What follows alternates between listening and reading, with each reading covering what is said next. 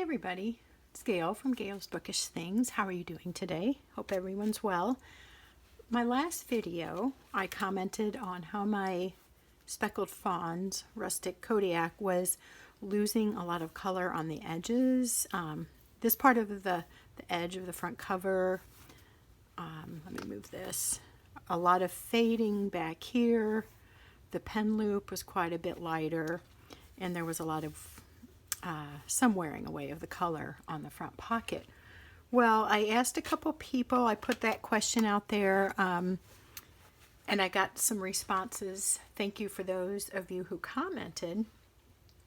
Before, well, and then I was going to order some kind of leather conditioning oil, and that seemed like a good idea, and I was checking around on YouTube and Pinterest and trying to get leather balm thoughts. And while I was looking through that, you know, like DIY stuff, I was thinking I might just make something before buying it. I remembered that I had this thing in my pantry called spoon butter.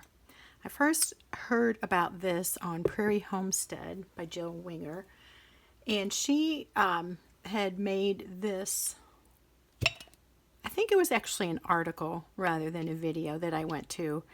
It's made of beeswax and unrefined coconut oil.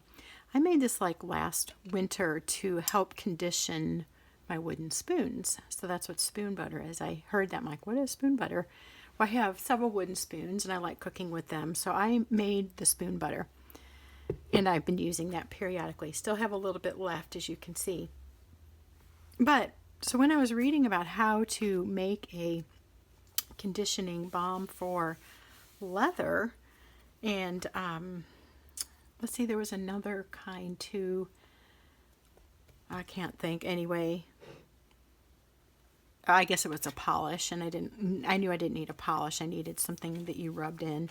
So I just took a little bit of this and warmed it up on my fingers. So coconut oil, if you're not familiar with regular coconut oil, when it gets cool, it hardens up, and when it's warm, it turns liquid. So it's cool enough in our house that this is not liquid.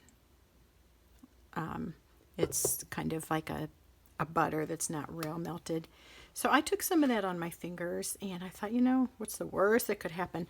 I tried it on a little piece back here before I started. The worst that could happen is I could totally ruin the beautiful look of this leather. Fortunately, that didn't happen.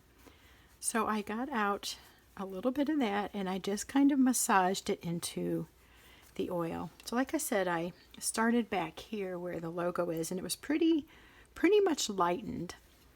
And some people had commented that theirs was lightening as well, and they didn't mind that. Others said, I've had mine for, you know, a long time, and it's doing fine. Other people said, yeah, mine's doing the same, and it's kind of weird. I just know that I love the leather, and I do like the idea of it aging and developing its own characteristics and color.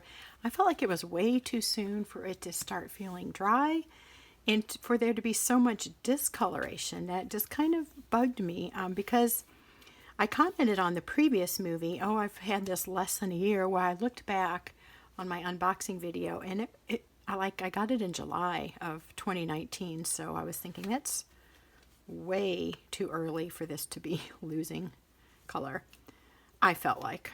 But I'm not a leather expert, anybody knows that. I just know what I like, and I know that I was missing this rich, deep brown color. If you want to go onto my Instagram, Gail's Bookish Things, you will find, I believe I posted it anyway, a before and after shot. So I have it before I conditioned it and after I conditioned it. And the minute really I started rubbing this spoon butter on here, the color darkened up again. And at first it had a little bit of kind of an oily feel, I guess you could say, from the coconut oil. It just didn't last long at all, and that soaked in, and now it's going to feel maybe a little bit like that again because I just added to some spots. But overall, it worked wonders. I had also had Sarah Martinez comment that she uses some household oils, and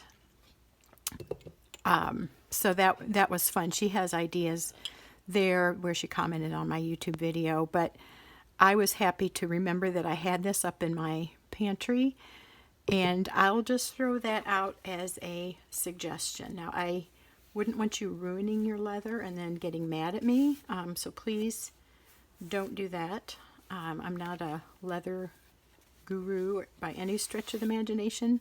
I just felt like this needed conditioning, and the ingredients are so minimal and natural, I didn't think it would hurt. And like I said, I just did right here to start with, because that's on the back, and I thought if it doesn't work, it's not going to bug me as much. I'm seeing a little bit of light color here, so I might work in a little more there. But this is like amazing. I mean, I didn't have to buy anything. It was already made from like last winter, and so simple. So I just want to throw out the idea of this spoon butter for you. And I am acknowledging that it's not my original recipe. It's from Jill Winger at theprairiehomestead.com. Couldn't find it on her YouTube, and I think I originally read it at her blog. So let me just show you what I used to make this. So this is just something I got off of Amazon, this yellow beeswax pellets, and then unrefined, I can't talk today, coconut oil. I just buy that at the grocery store.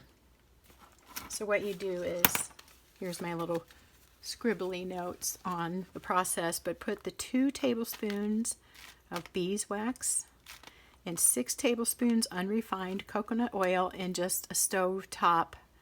Well, okay, back up.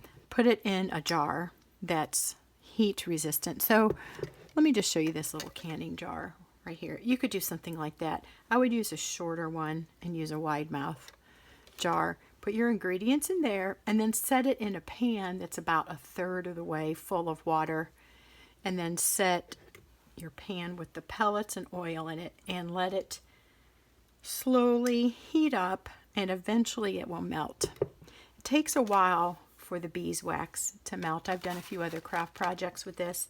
It takes a long time, it seems like to me. But once it's done, it's all going to be liquid. Stir it together.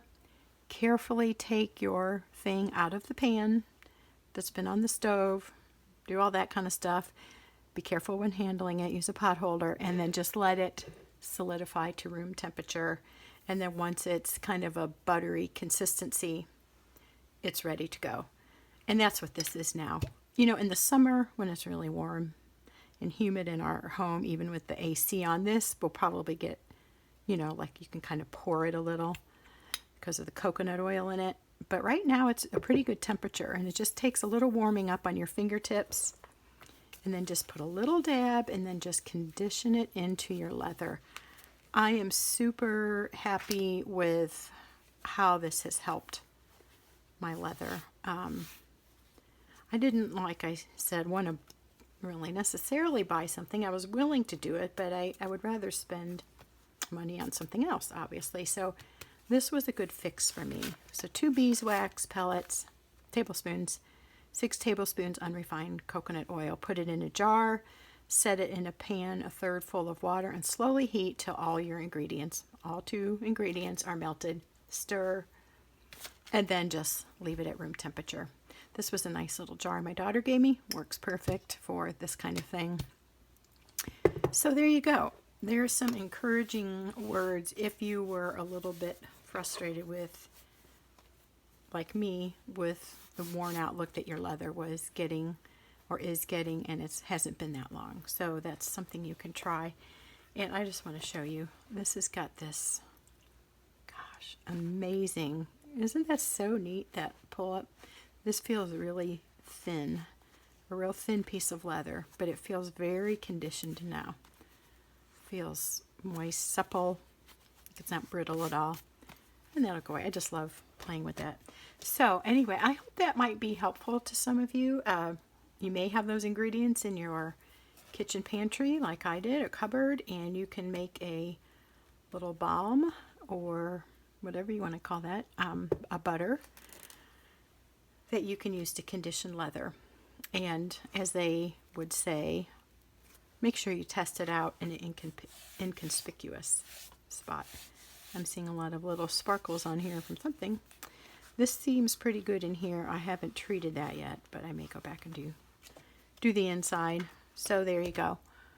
Hopefully that gives you some options with your aging leather if you're not liking how it's aging. Please test it. Don't take my word for it, but I will say it worked on my speckled fawns, rustic Kodiak.